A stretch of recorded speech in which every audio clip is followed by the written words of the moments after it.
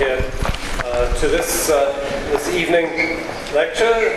This is the Bourns Lectureship in Bioethics, and also our first event in the 2014-2015 McMaster Seminar on Higher Education, Practice, Policy and Public Life series. So before we go any further on that, I'd like to take a moment to give you a hint about some of our upcoming lectures in the McMaster Seminar series, and you may have picked up a flyer for these outside when you came in. Jeff Scott will be lecturing on October 15th, and on November the 5th, I hope not inauspiciously Guy Fawkes Day, I will be talking on the future of McMaster and higher education. Now, a word about the lectureship. President Emeritus Dr. Arthur Bourns is unable to be with us today, but I still would like to take this opportunity to thank him for his generous contribution to help make tonight possible. I'd also like to thank the Provost's Office, the Faculty of Engineering, and the McMaster Center for Scholarship in the Public Interest for their support and assistance with tonight's event. The Bourns Lectureship in Bioethics funds lectures that bring in academics, researchers, public intellectuals or activists whose work in the field of bioethics, broadly speaking, bears on pressing social issues of direct public interest and concern. And of course, we couldn't think of a speaker better suited to meet this mandate than Bill McKibben. Bill, as you all know, is an author and environmentalist. His 1989 book, The End of Nature, is regarded as the first book for a general audience about climate change and has appeared in 24 languages. He is the founder of 350.org, the first planet-wide grassroots climate change movement. The Schumann Distinguished Scholar in Environmental Studies at Middlebury College and a Fellow of the American Academy of Arts and Sciences, he was the 2013 winner of the Gandhi Prize and the Thomas Merton Prize, and holds honorary degrees from 18 colleges and universities. Foreign Policy named him to their inaugural list of the world's 100 most important global thinkers, and the Boston Globe said he was, quote, probably America's most important environmentalist. A former staff writer for The New Yorker, he writes frequently for a wide variety of publications around the world, including the New York Review of Books, National Geographic, and Rolling Stone. And tonight, Bill will be discussing, amongst other things, his 2004 book, Enough, Staying Human in an Engineered Age. So please join me in welcoming Bill McKibben.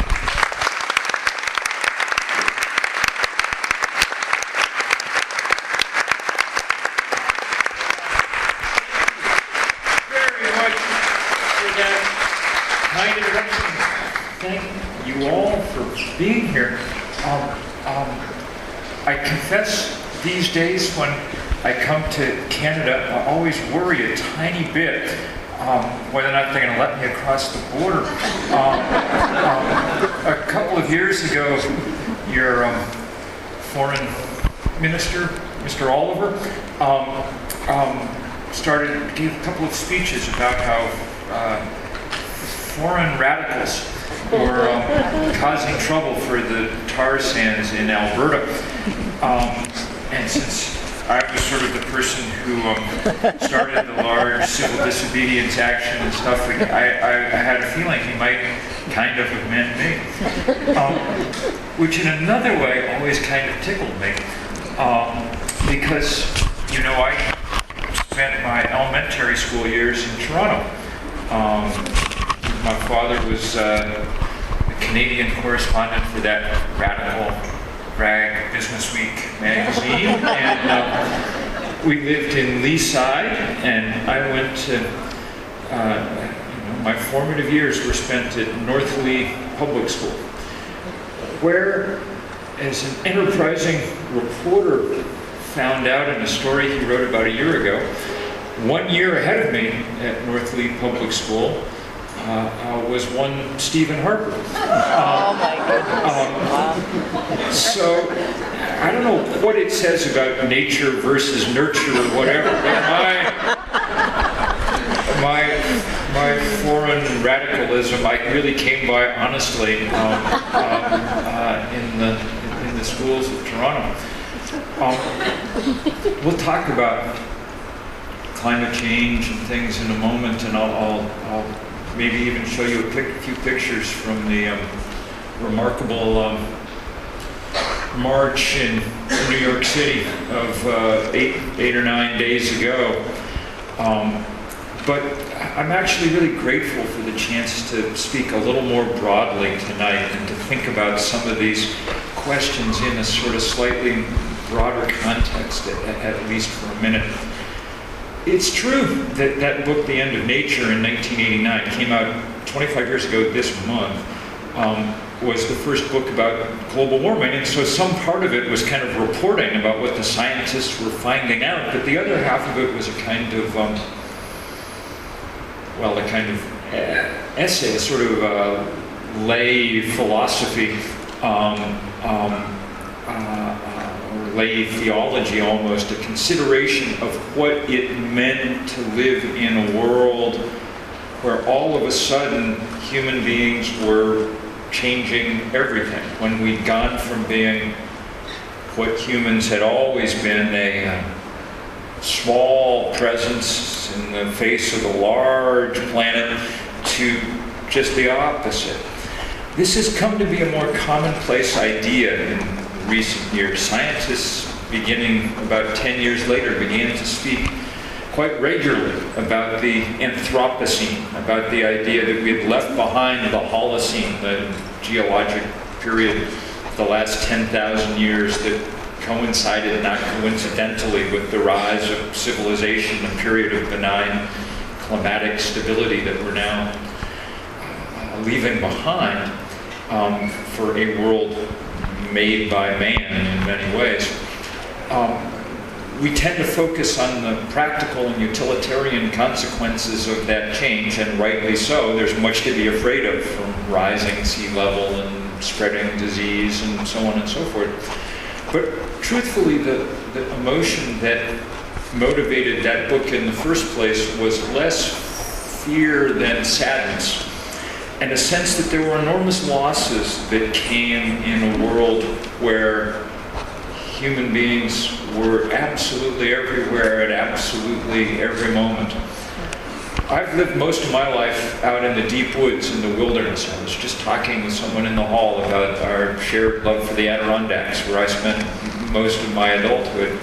And they're as wild a place as you get in the American East, you know, the functional equivalent of Algonquin Park or someplace. And I spent an awful lot of my time roaming the woods in deep places, deeply wild places. I remember a favorite quote of mine from Henry David Thoreau, when he said, he was describing, he said he could walk a few minutes from his cabin in Walden and come to a place where no man stood from one year to the next, and there consequently politics are not, for politics are but the cigar smoke of a man. This was a somewhat more patriarchal age than ours, but you get the point.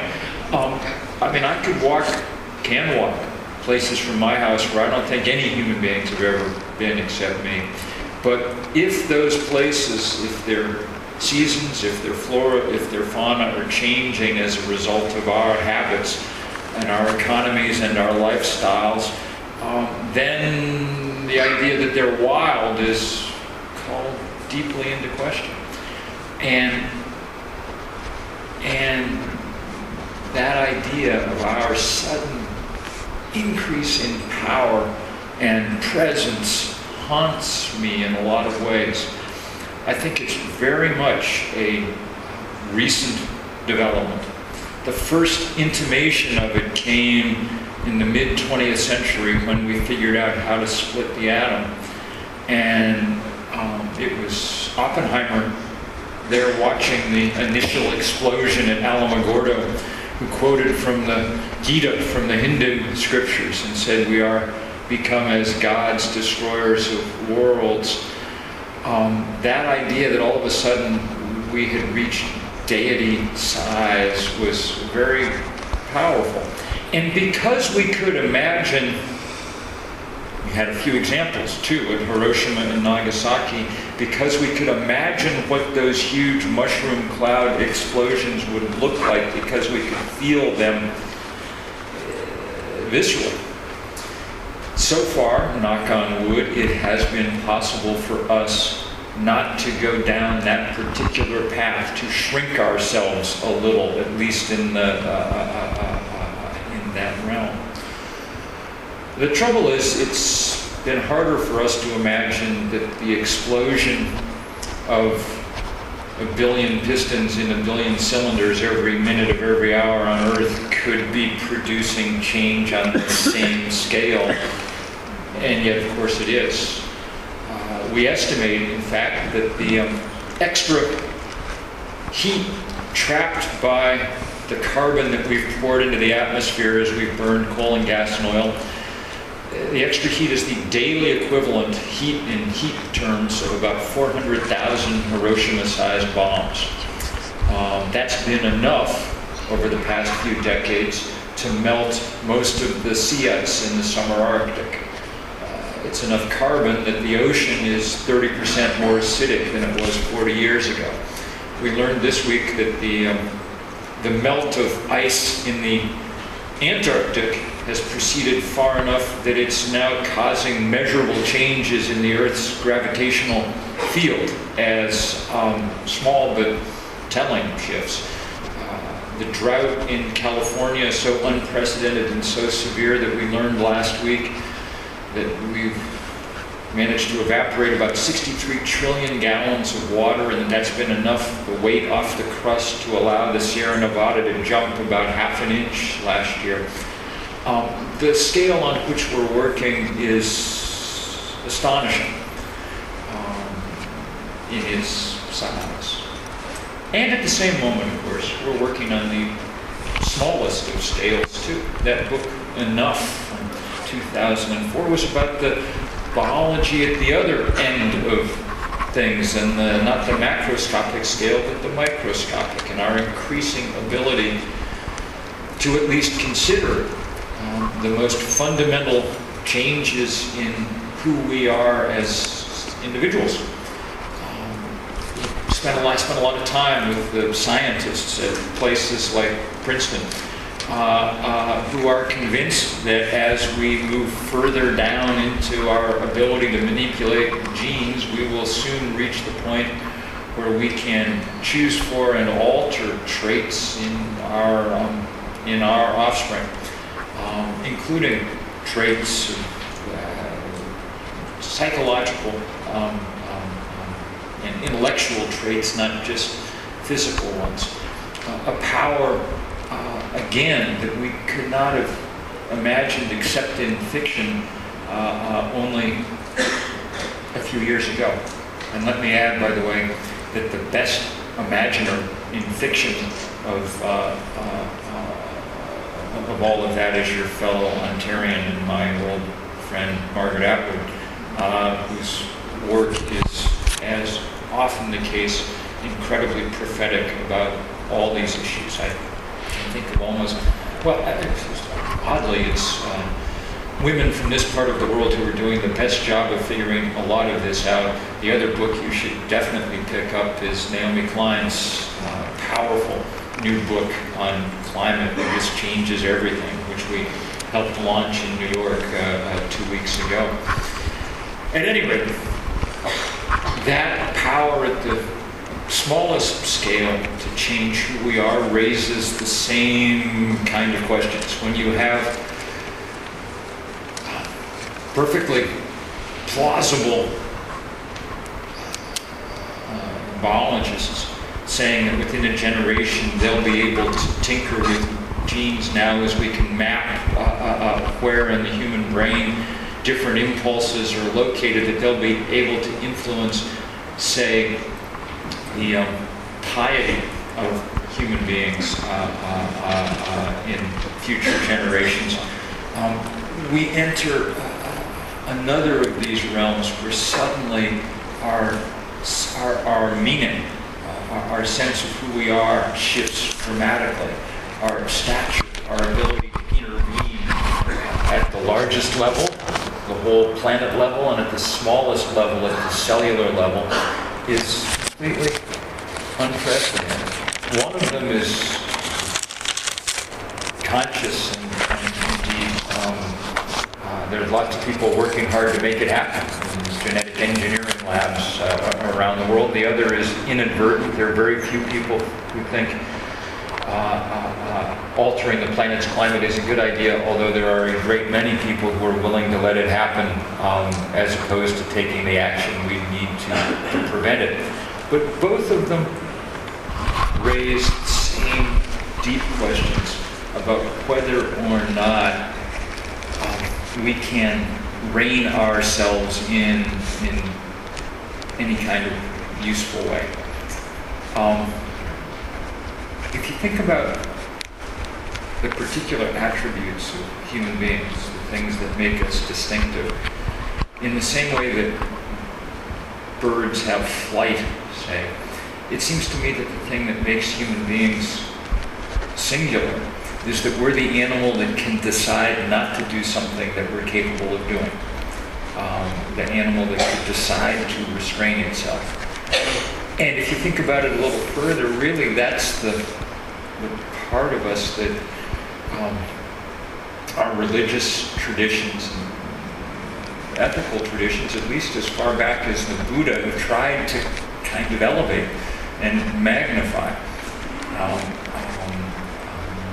And the moment we live in is an interesting one, because some of the warnings that people in long brown robes have been offering for millennia are now being joined by some of the warnings that people in white lab coats clutching computer printouts are making. Let's talk about climate change in particular, because it's the most pressing of these questions and the one that bears down hardest on us. And let's talk about it. I'm not going to bother listing any more than I already have, the set of effects that we already see, or really to try and scare you very much with what's coming. I mean, we've raised the temperature of the planet 1 degree. That's enough to melt the Arctic. We've clearly going to raise the temperature of the planet another degree, even if we do everything right from this point on. And that 2 degrees will be enough to cause unbelievable trouble.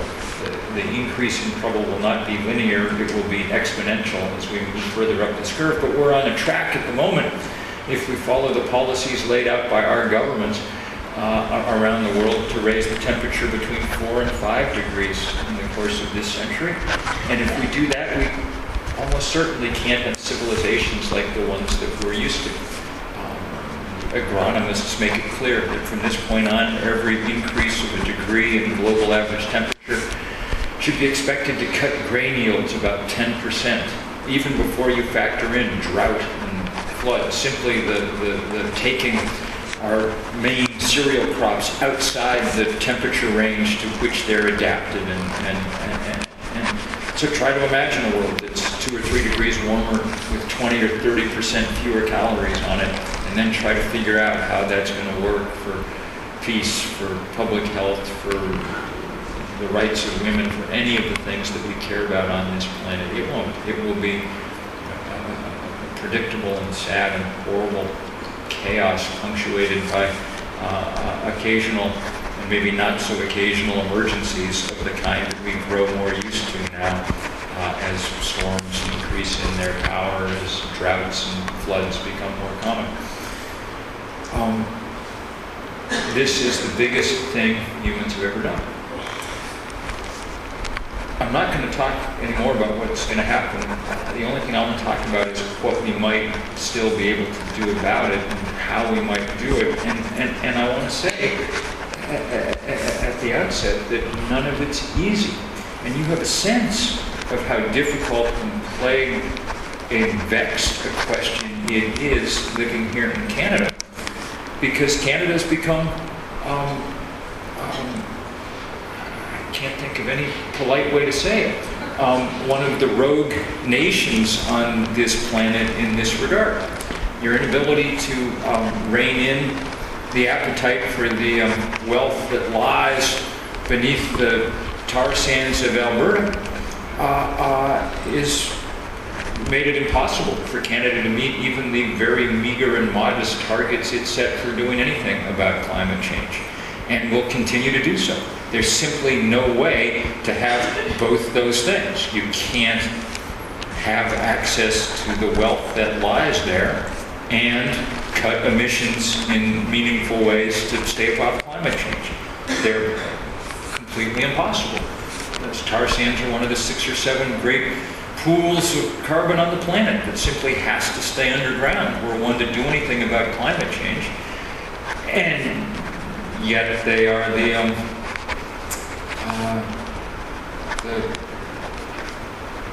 at this point, one of the driving forces of Canadian political life.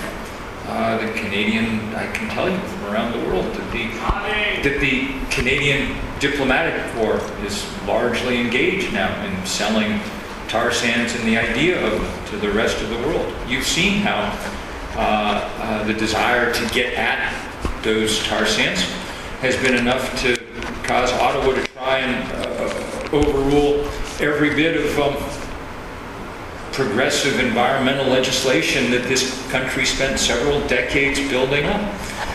At the moment, it's largely the remarkable efforts of First Nations people and the thin but powerful legal status that they've been able to muster that presents any kind of check or bar at all on that kind of development. And the same thing is true in most places around the world. In my country, where we've led the largest civil disobedience actions in 30 years against the Obama administration, chaining ourselves to the White House fence and heading off to jail and things, it's the great desire for the oil that lies underneath the shale of North Dakota, or the fracked gas in the Appalachians, or the coal in the Powder River Basin. In Australia, where the largest coal mines on Earth, the desire for that coal wealth was politically popular enough to oust the government last year and replace it with one clearly in the pocket of the coal industry. It's not that people can't see the effects. Canada's the closest country in the world to the Arctic. You guys have had a front row seat for watching the melt. In Australia, you know, their neighbor nations in the Pacific are literally disappearing. We launched 350 Pacific. We launched canoes, traditional hand-built canoes from 12 Pacific Island nations this week. And they're journeying to Australia. And they're going to use those canoes to blockade the largest coal port in the world at Newcastle to try and stop those enormous ships from, and I don't know how it's going to end. I'm a little scared, frankly, by how it's going to end. But it's beautiful and powerful to see. That sense of whether we're going to be able to summon the human ability at self-restraint is, I think, the question of our time. The last century was mostly about figuring out how to explore the human genius for producing new things and more of them. That's what we were mostly about. And it had obvious benefits, and now it comes with obvious deep costs that we have to quickly bring under control. The good news is that it's entirely possible to do it.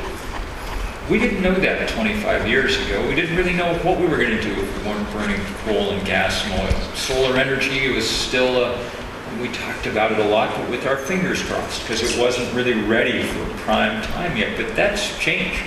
There were days this summer when Germany, at the same latitude as Ontario, generated 75% of its power from solar panels within its borders. Nobody goes to Stuttgart for a beach vacation. This is proof not of natural endowment, but of great political will. And that political will is something that we can, if the Germans can summon it, so can we. In fact, there's something ironic and powerful about the fact that it's the Germans, the nation who caused more than their share of problems in the 20th century, that are providing more than their share of solutions in this one. I think it's not coincidental. I think the kind of chastened sense that Germany emerged from the war with has played a large role in their eagerness to help chart a new course. At this point, in fact, I think it's less our own individual inability to imagine change than it is entrenched political power in this system that's causing us problems. The fossil fuel industry is the richest enterprise in human history, and in many nations, including mine and yours, that kind of wealth has purchased political power far in excess of what the arguments and the data would otherwise grant. And so it is up against that power that we have to figure out very quickly how to change. And it's the quickly that's the rub. I have little doubt that given enough time, we'd make good change around our use of energy anyway. I don't know how we would come down around things like genetic engineering. Those are more difficult because their benefits are more obvious and it's harder to make. But around this question, I have no doubt that given enough time, we'd do the right thing. The problem is physics is not granting us enough time. It is the first really timed exam that human beings have ever had to take. And so far, we're failing it pretty badly. That's what it means. When we went to Copenhagen in 2009 for the Global Summit on Climate that was supposed to produce, in the Hollywood version, it would be the place where everybody came together and recognized that the aliens were, attacking the Earth. We were going to have to, rise above our... But in the event, none of that happened. It was a complete fiasco, a failure, the biggest foreign policy debacle since Munich, nothing. It was around that time that I decided we needed to do something more than we'd been doing. As you can tell from listening to me, I'm not a gifted public speaker or, I'm a writer. Writers by definition are, if we had some other way to communicate, we probably would. I like being here with you, but I left my own devices rather be in my room typing. But sometime around Copenhagen, or a little before, it became very clear to me that yet another book on all this was not actually going to move the needle. That we had won the argument long ago. Every scientific body in the world had long since issued the sternest possible warnings about what was going on. We'd won the argument, we were just losing the fight. And that's because fights on this planet, it took me a while to realize this, aren't about always reason and data and evidence. They're usually about power. And power in this case means, on the side of the fossil fuel industry, money. They have pretty much all of it. Exxon made more money each of the last 4 years than any company in the history of money. Okay? And on the other side, and that money is usually plenty to triumph. Left to its own devices, it always wins. But on the other side, on occasion, we figure out this other currency to work in, this sort of currency of movements, passion and spirit and creativity and sometimes just sheer numbers. So that's why it's so important that there are people from 350 Hamilton here. signing people up. We started 350.org with myself and 7 undergraduates at Middlebury College, which is students just like students here, same profile. They were ludicrous for us to imagine that we were going to go out and organize the world, but happily we didn't really know any better. There were 7 of them, and there are 7 continents, so each one took one, and we went to work. The guy who got the Antarctic also had to do the internet. And our work was to try and bring democracy to bear on these decisions, to not let them be decided by the usual power, but to try and move them into the realm of democratic decision making. And so we set to work trying to organize, just trying to find other people like ourselves. And that first year that we were doing it, we decided that the first thing we'd need to do was just take this number, 350, and inject it into the information bloodstream of the planet. It had come earlier that year from Jim Hansen, the greatest climate scientist in the world. He and his team at NASA did a paper, kind of at my behest, to try and find out what the right number for carbon. And they said any value greater than 350 parts per million is, remember this, not compatible with the planet on which civilization developed and to which life on Earth is adapted. Those of you used to reading scientific papers know that that is strong language for scientists to use. And stronger still, those of you who know that we're already way north of 350. The planet passed 400 parts per million CO2 this year. We're going up almost 3 parts per million per year now. The level is way, way too high. That's why the Arctic melts. That's why California burns. So it was a depressing number, but for us it was useful. One of the things we quickly decided was going to be our big problem in organizing the world was not that we didn't have any money, that should have been a problem, or that we didn't have any organization. We were more worried about the fact that people all over the world insist on speaking their own languages, so how are we going to talk to them all? And Arabic numerals provided the kind of way in, as you shall see. Those numbers skip lightly across linguistic boundaries. 350 means the same thing in Hamilton and in Hanoi. And so we went to work, and we asked everybody that first year, we picked one day and said, everybody just do something that day, and we didn't know how well it would work. We got the first sense it might work 2 days early. We were supposed to do it on a Saturday, and on Thursday we were sitting around our office and our phone rang. We had a one-room office.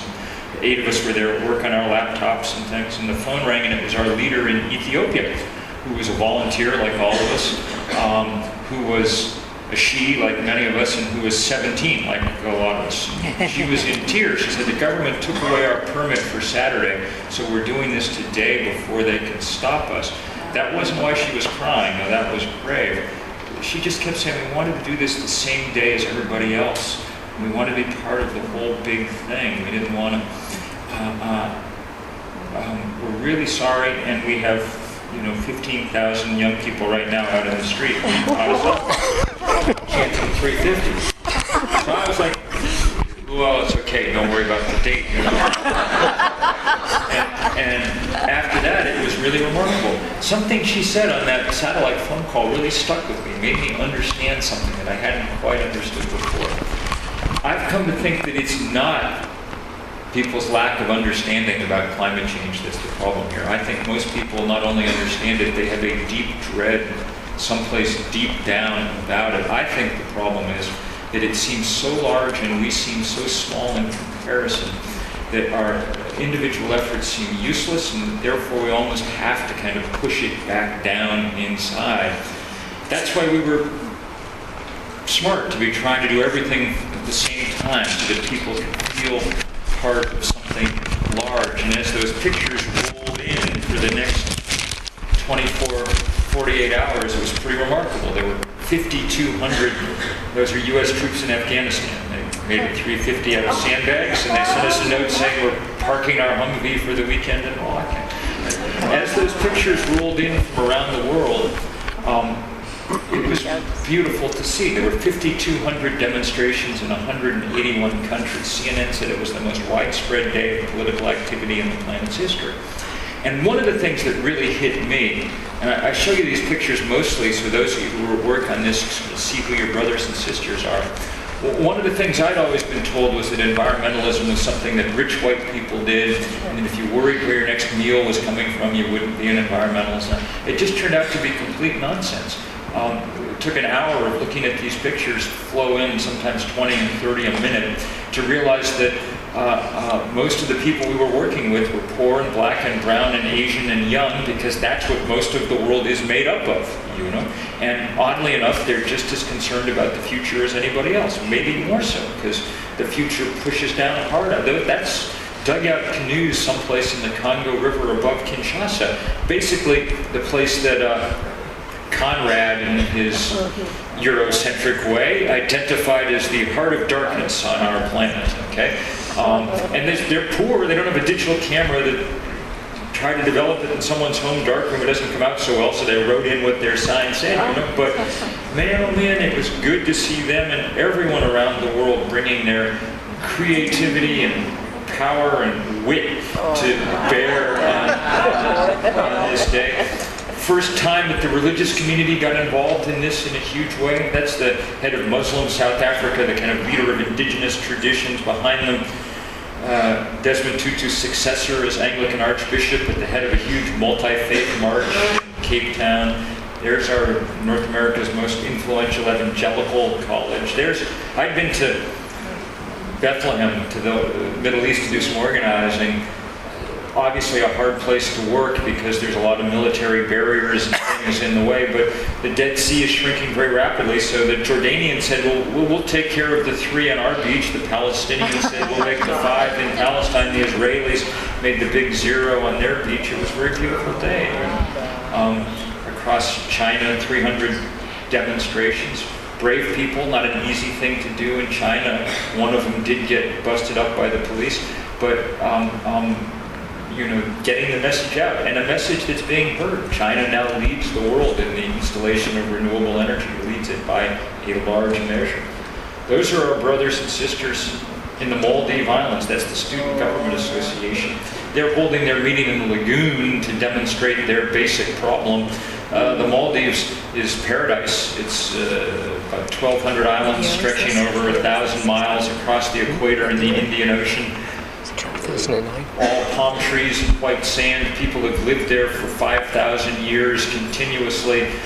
Unfortunately, the highest point in the archipelago is about 1.5 meters above sea level, so the odds that they'll make it to 5,100 years are pretty small, but they're trying and trying hard all over the world.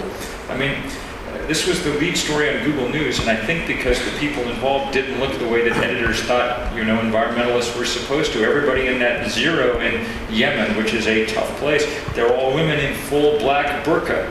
So to us, they do not look like members of the Sierra Club, but their hearts are in exactly the same place. They're thinking about the future, about someone else, not about themselves. They're thinking about that kind of restraint that and it's not all altruists. I mean, there's the oil-rich sheikhdom of Abu Dhabi. You can see some oil-rich sheikhs down front.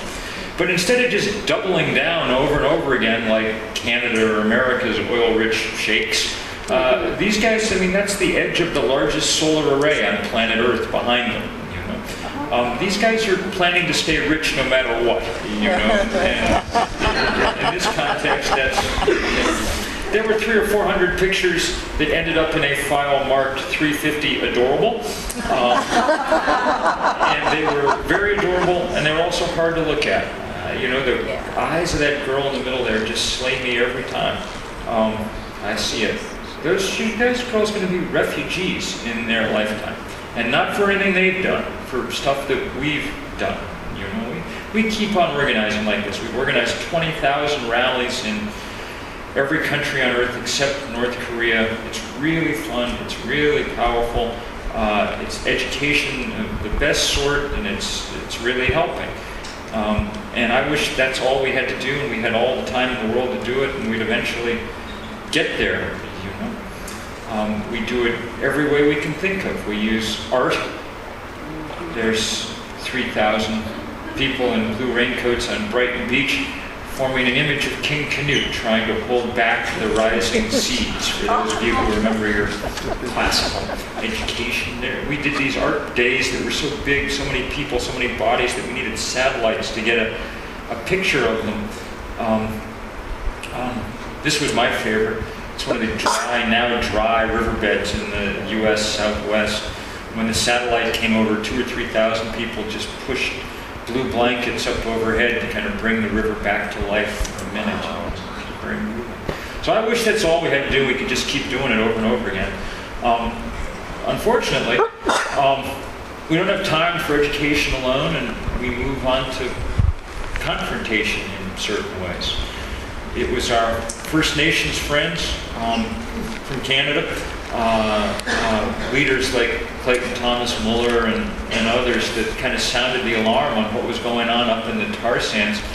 I really started paying attention only in 2011 when Jim Hansen again at NASA published this paper documenting how much carbon there was up there, and saying that if they pumped out all the economically recoverable carbon from the tar sands, all the economically recoverable oil, then you could not stabilize the planet's climate system. And so we went to work on this one pipeline, the Keystone Pipeline, and since nobody had heard of it, literally nobody had heard of it, we knew we needed to use civil disobedience to call attention to it. And as I say, you know, over the course of 2 weeks, about 1,200 and some people were arrested. And then the fun spread to Ottawa, where they had the biggest civil disobedience action up on Parliament Hill in many years. You know, old friends like Maud Barlow and people getting arrested. And around the world, and back, you know, into Washington, where we surrounded the White House 5 deep with people. And at a certain point, Barack Obama said, okay, we won't,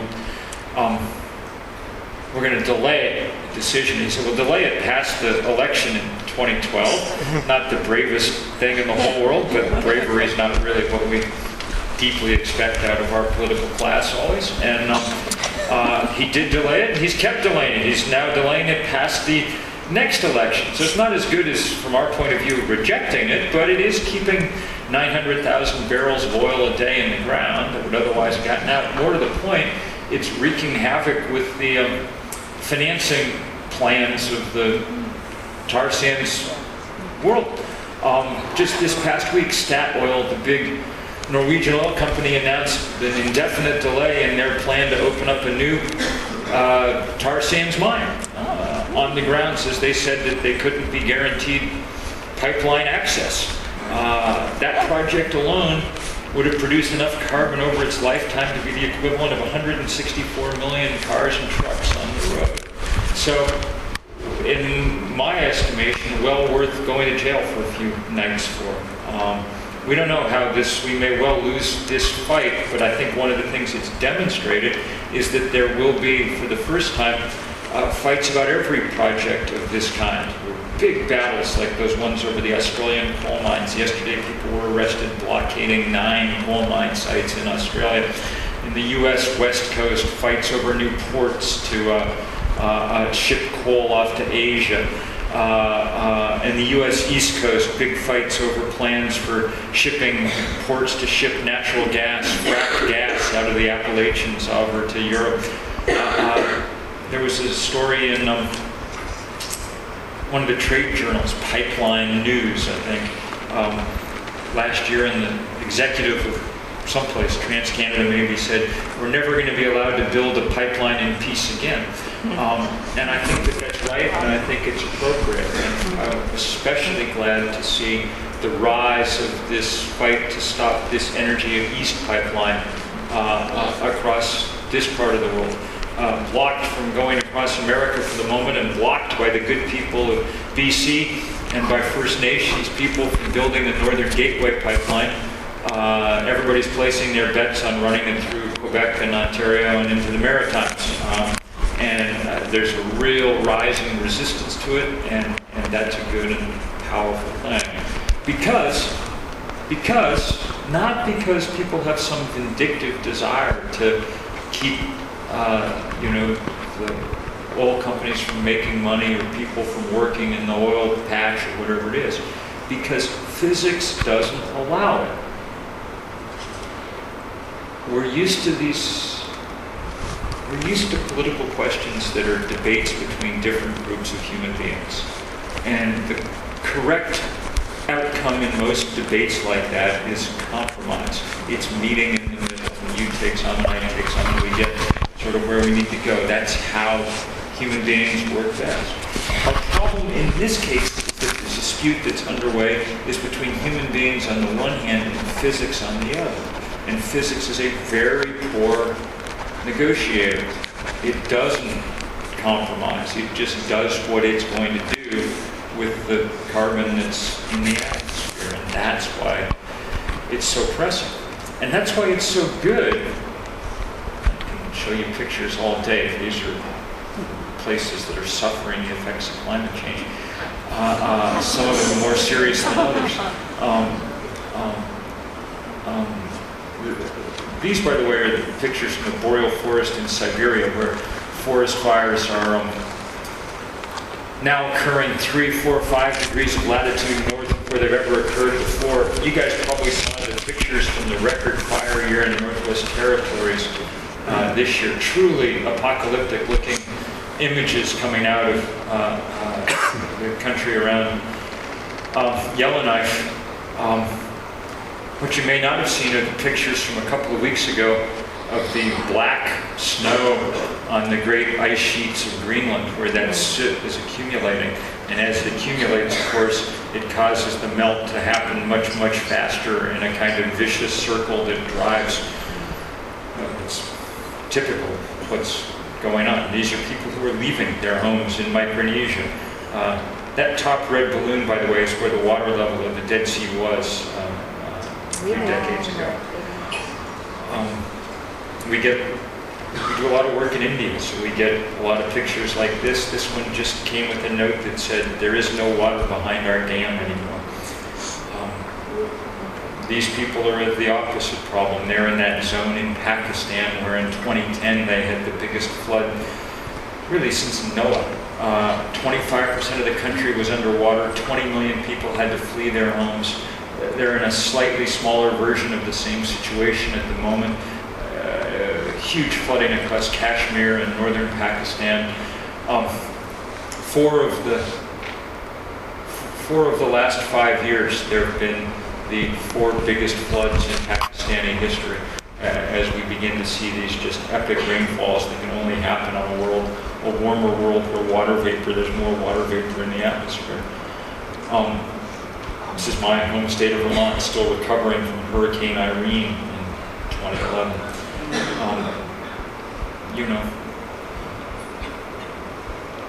This was the smallest demonstration on this day we did last year of people who felt the effects of climate change. And I included just because it's like it's a street in Haiti that's turned into a nasty muddy river with the continued flooding there. It was the signs that those kids were holding that got me. It just said, your actions affect me. And that's true. More people died from Hurricane Sandy in Haiti than died in New York. There's still a big cholera outbreak underway in its wake. Your actions affect me, but not the other way around. There's nothing that anyone can do in Haiti really to affect the outcome of this except appeal to our best instincts. They can't cut back on fossil fuel, they hardly use any. They don't have the capitals of the world's biggest economies within easy reach to go protest at. They don't have endowments to divest fossil fuel stock from. That's become the other great movement that's been spreading out for the last 18 months around the world as colleges, universities, churches, states, and counties and things begin to divest their holdings just as they did 30 years ago when the issue was apartheid, when we try and go play not just defense against bad projects, but offense against the political power of these companies.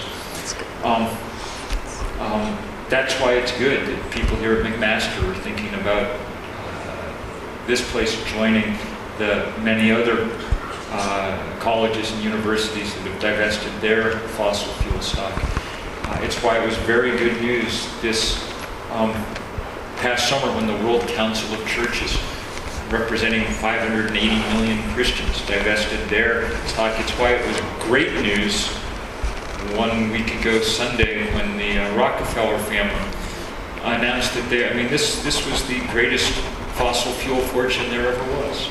And they said, we no longer think it's moral or, for that matter, economically wise to be invested in this. If you've reached the point where the Rockefellers don't feel it's okay, and the rest of us have little excuse for this kind of thing. And it's why it's extraordinarily good news what happened. I don't think that the slides got in there. I think they're still too fresh. It's why it's extraordinarily good news what happened in New York 10 days ago. Not just New York. There were demonstrations in 2,600 spots around the globe in 170 countries. There were a couple of thousand people in Toronto at a beautiful demonstration on this day of the People's Climate March. And as we were marching down 6th Avenue in the big video screen, we could see people from Toronto, from Mumbai, from New Guinea, from Melbourne, from London, from Paris, people all over the world marching too. But I got to tell you, that event in New York was very, very special. It was the largest rally by far about climate change by a factor of 4. There were 400,000 people or so on hand. It was the largest rally about anything political in the United States in many years. A demonstration that as we come together, we begin to feel enough courage that we take on that kind of internal dread and start rising up. And it was beautiful to see it. And one of the things that was most beautiful about it was it really was a people's climate march. That's what we called it. There were no speeches, there was no stage, it was just people marching. And the first ranks, the first 10 blocks worth of people was all First Nations people who have earned that right to be in the first rank because they've been trying to tell us for a very long time that we are screwing up, that our inability to restrain ourselves is bringing us to woe. And behind them or with them, people from what we call frontline communities, people whose communities have felt the real brunt of its effects already, and they're almost always poor communities, communities of color. Although that's changing quickly as more and more places now get hit hard. But everybody was there. Big religious groups of scientists marching in their lab coats, tired of their warnings being ignored. Young people, there were, we think, at least 50,000 college students from all around the eastern part of this continent there on hand. It just could not have been more beautiful and more diverse. And as I watched it go by, it really struck me that this was the kind of antibodies starting to kick in, on a planet that's running truly terrible fever. That the antibodies against all the hubristic problems that we face, this chief among them are conscious human beings who have decided that they want to decide these questions democratically and in the open, and that they want to participate in that discussion. And I hope that y'all will thank all of you who are already doing it, and I hope that all of you will figure out ways to do it. And some of them will be beautiful, like marching, and some of them will be a little tougher, like many campaigns, like the brave people in Hong Kong today. Sometimes it requires being willing to take deeper steps than that. I'll just finish, since I'm looking around at the beautiful demographic diversity of this room, I'll just finish by saying, I wrote the letter asking people to come get arrested in Washington at the beginning of that piece. Not an easy letter to write. And one of the things I said in that letter was, I don't think college students should have to be the cannon fodder here. If you're 22 right now in our economy, maybe an arrest record is not really the best thing for your resume.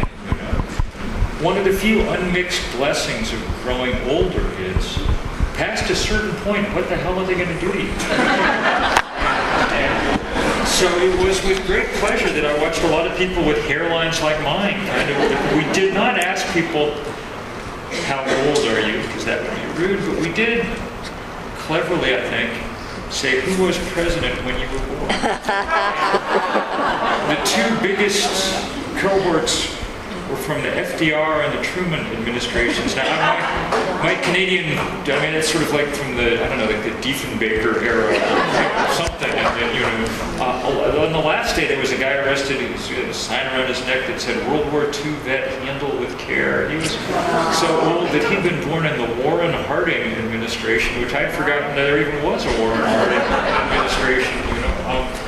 It was beautiful to see, and it was beautiful for the young people who were there to see elders acting like elders in the way that we need around all of these questions.